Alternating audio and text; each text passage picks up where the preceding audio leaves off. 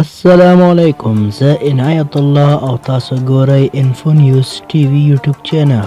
دوستانو، نن تاسو ته په نړۍ کې 15 خطرناک کارونه چې شاید تاسو بیخي نه لیدلي وي نه اورېدلي وي زه تاسو ته معرفي کوم.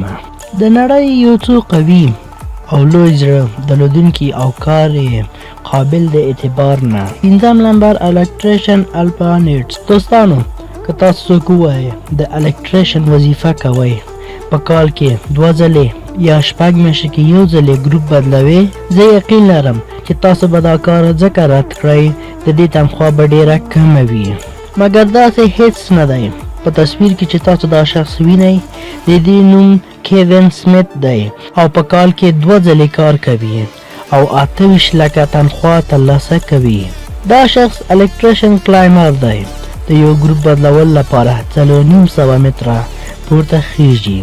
دې ټاور ته ختلو لپاره 2 ساعتونه ډیر وخت نیسي. دا کوم عام کار نه دی. د دې کار لپاره صبر او حوصله، لوی زړه او قوي اعصابو باید وي. کیوین دا ټول ځانګړتیاوې لري. د ټاور آخره حصه کې یو یادګاري تصویر هم اخلي او پورته کېدل او راکوزېدل تقریبا 15 ساعته وخت لګي پرې.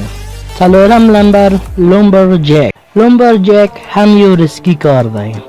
د ونې وهل او لرګي لاسته راوړل د پیړیو راهیسته دا کار روان دی، ځکه چې لرګی زمونږ ډېرې اړتیاوې پوره کوي.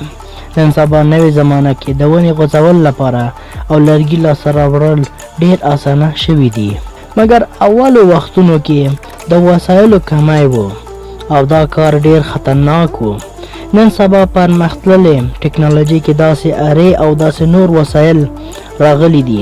ونې وهل ډېر اسانه شوي دي، اما اوس هم ډېر رسکي او حوصله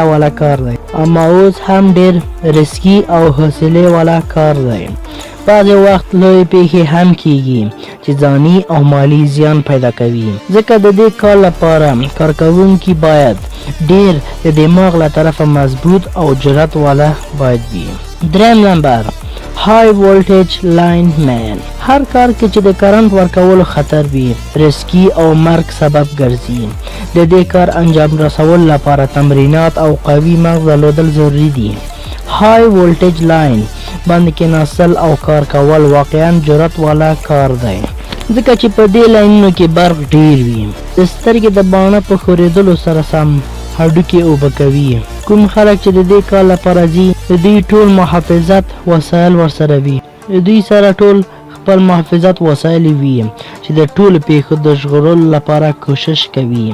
مګر موږ دلته تاسو ته ووایو چې دا کار ډیر سخت دی، چې د دې لپاره لوی زړه، قوي اعصاب درلودل ضروري دي. څوک چې دا کار په اروپا کې کوي اضافه ګټه هم ورکوي. 2 نمبر ښیښې پاکول.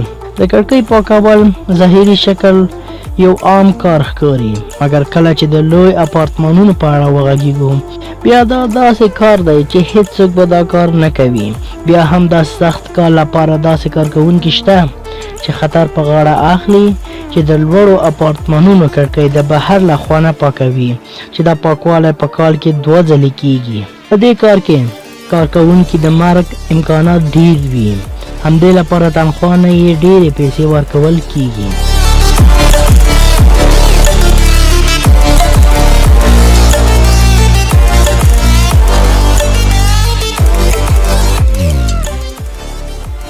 اول نمبر په اوبو مابین کې ویلډینګ کاري. دوستانو، د اوچتوالي سره سم د اوبو ژوروالی هم عام او خاص د مرګ سبب ګرځي، خاص چې کوم ټاسک یې د اوبو په منځ کې وي.